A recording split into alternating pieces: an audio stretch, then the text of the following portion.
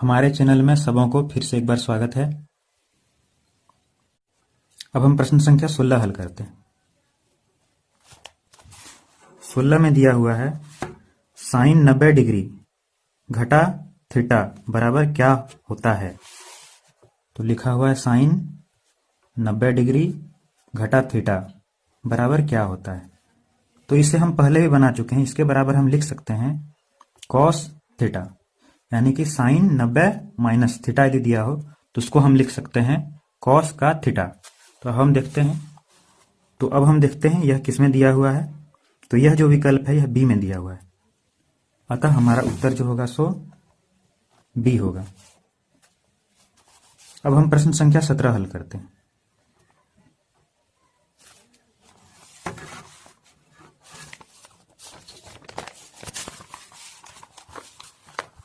सत्रह में प्रश्न दिया हुआ है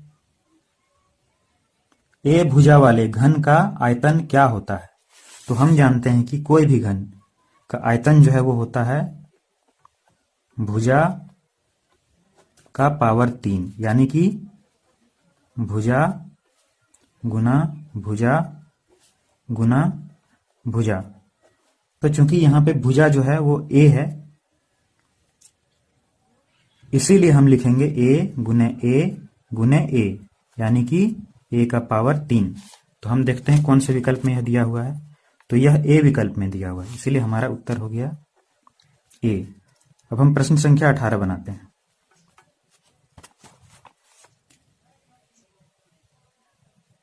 इनमें ये शंकु का आयतन कौन है।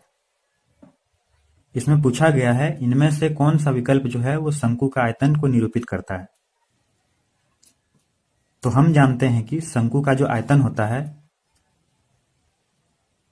वो उसी त्रिज्या वाले एक बेलन के आयतन का 1/3 गुना होता है। और हम जानते हैं कि बेलन का आयतन होता है पाई आर पे power 2 h, pi R square h. और चूंकि यह शंकु का आयतन है इसीलिए इसको 1/3 से हमें गुना करना होगा। तो इसलिए हमारा विकल्प कौन सा हो जाएगा, बी नंबर, यानी कि शंकु का आयतन बराबर 1/3 गुना बेलन का आयतन। और हम जानते हैं कि बेलन का आयतन होता है, सबसे पहले 1/3 लिख देते हैं, फिर लिखते हैं बेलन का आयतन पाई आर स्क्वायर गुने एच। तो इसलिए यह हो गया 1/3 पाई आर स्क्वायर एच। तो देखते हैं यह विकल्प किस में दिया हुआ है। तो यह जो विकल्प है यह बी में दिया हुआ है, इसीलिए हमारा उत्तर हुआ बी। अब हम प्रश्न संख्या 19 हल करते हैं। 19 में पूछा है वर्ग अंतराल 10-25 का वर्ग चिन्ह क्या होगा। तो सबसे पहले हम लोग लिखेंगे वर्ग अंतराल 10-25 है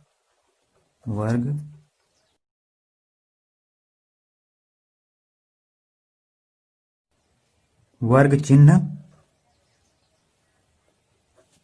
बराबर 10-25/2, यानी कि इसे हम लिख सकते हैं 35/2, जो कि हो जाएगा 17.5। तो देखते हैं 17.5 किस में दिया हुआ है। तो यह बी में दिया हुआ है, अतः हमारा उत्तर हुआ बी, आंसर बी हुआ। अब हम प्रश्न संख्या 20 हल करते हैं। 20 में प्रश्न पूछा है निम्न में से कौन सी संख्या किसी घटना की प्रायिकता नहीं हो सकती है। निम्न में से कौन सी संख्या किसी घटना की प्रायिकता नहीं हो सकती है। तो हम जानते हैं कि प्रायिकता जो है वो 0 और 1 के बीच में ही होता है। प्रायिकता ना तो 0 से छोटा हो सकता है और ना ही 1 से बड़ा। लेकिन यहाँ पे बी जो विकल्प है इसमें दिया हुआ है 1.5, यानी कि यह 1 से बड़ा है, इसीलिए हमारा उत्तर यही होगा।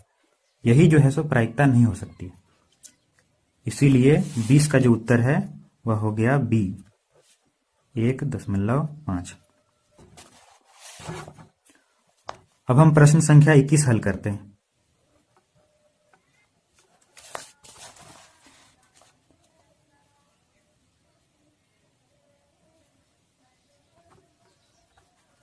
इक्कीस में पूछा गया है, एक प्राकृतिक संख्या का अभाज्य गुणनखंड उसके गुणनखंडों के क्रम को छोड़ते हुए होता है।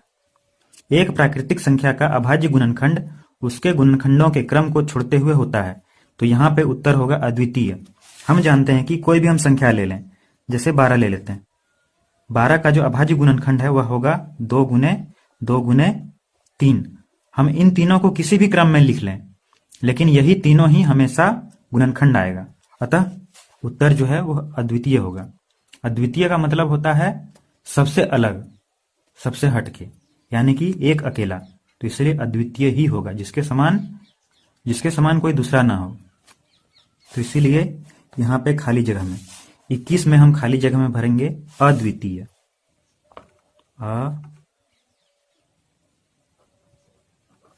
अद्वितीय।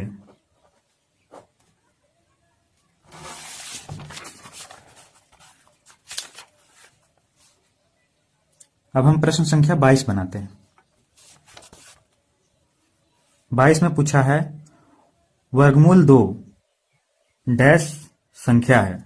तो हम जानते हैं कि वर्गमूल 2 जो है वह एक अपरिमेय संख्या है। इसे हम लोग p बटे q के रूप में नहीं लिख सकते हैं, जहां पे p और q पूर्णांक हो और q बराबर 0 नहीं हो। तो यहां पे 22 में हमारा उत्तर हो जाएगा अपरिमेय। √2 अपरिमेय है। अब हम प्रश्न संख्या 23 बनाते हैं। 23 में पूछा है, जब a1 बटे a2 नहीं बराबर होगा b1 बटे b2 का, तो हमें खाली जगह हल प्राप्त होगा। यानी कि जब a1 बटे a2 नहीं बराबर होगा b1 बटे b2 के, तो हमें किस प्रकार का हल प्राप्त होगा। यह जो प्रश्न है 2 चर वाले रेखिक समीकरण का प्रश्न है। इसीलिए हम जानते हैं कि जब ऐसी स्थिति आती है जहां पर a1 बटे a2 नहीं बराबर होता है b1 बटे b2 का, तो एक हल आता है अद्वितीय और एक हल आता है। अतः हमारा यहां पे आंसर हो जाएगा अद्वितीय, यानी कि इसका सिर्फ एक ही हल आएगा, x के लिए एक मान, y के लिए एक मान। अब हम प्रश्न संख्या 24 बनाते हैं। 24 में पूछा है,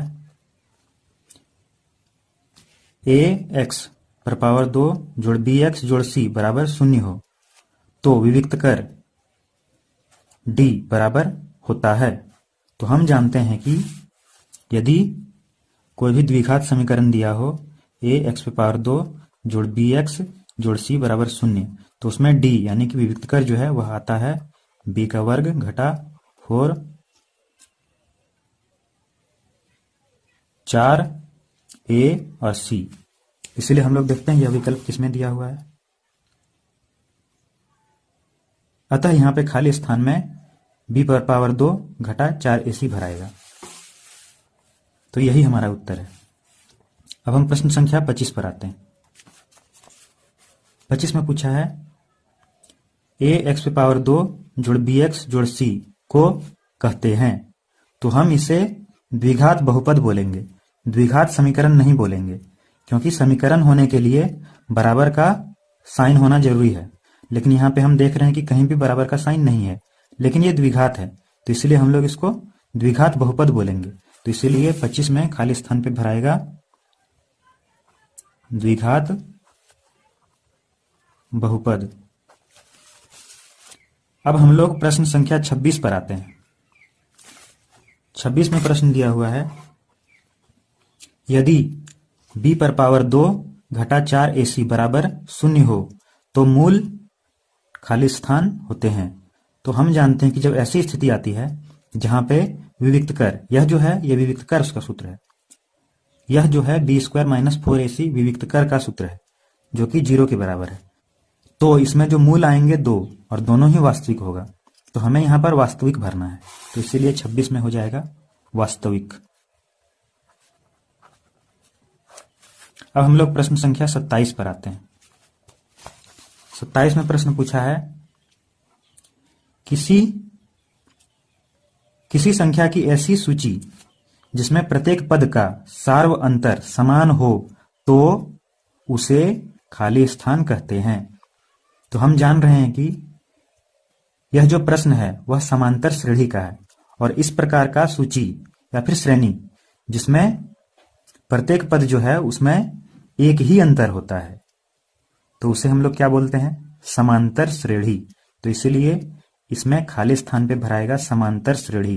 तो 27 में हो गया समांतर श्रेणी। प्रश्न संख्या 28।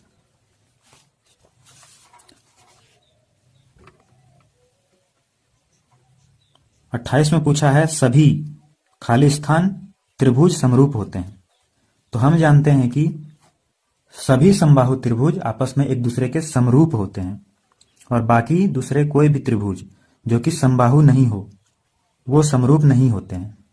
अतः यहां पे हम लोग समबाहु त्रिभुज लिखेंगे, तो इसीलिए यहां पे खाली स्थान में हम लोग समबाहु त्रिभुज भरेंगे। तो इसलिए 28 का आंसर हो जाएगा समबाहु,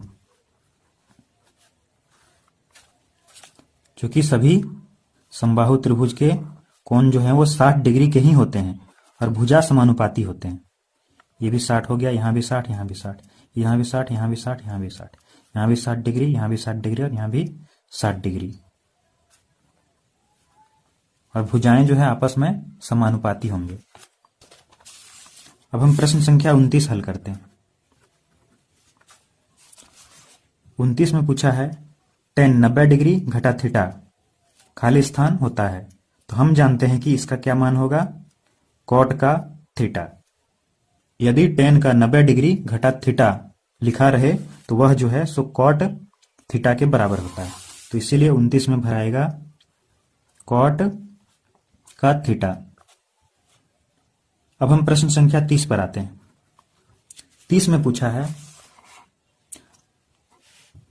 घटना ई की प्रायिकता जोड़ घटना ई नहीं की प्रायिकता बराबर खाली स्थान है। तो हम जानते हैं कि जब किसी घटना में 2 घटनाएं हो सकती हैं और उन दोनों ही घटनाओं के प्रायिकताओं को जोड़ते हैं तो उत्तर हमेशा 1 आता है। तो इसीलिए यहां पर हम लिख सकते हैं P यानी कि प्रायिकता E जोड़ P यानी कि प्रायिकता E नहीं बराबर कितना हो जाएगा? 1।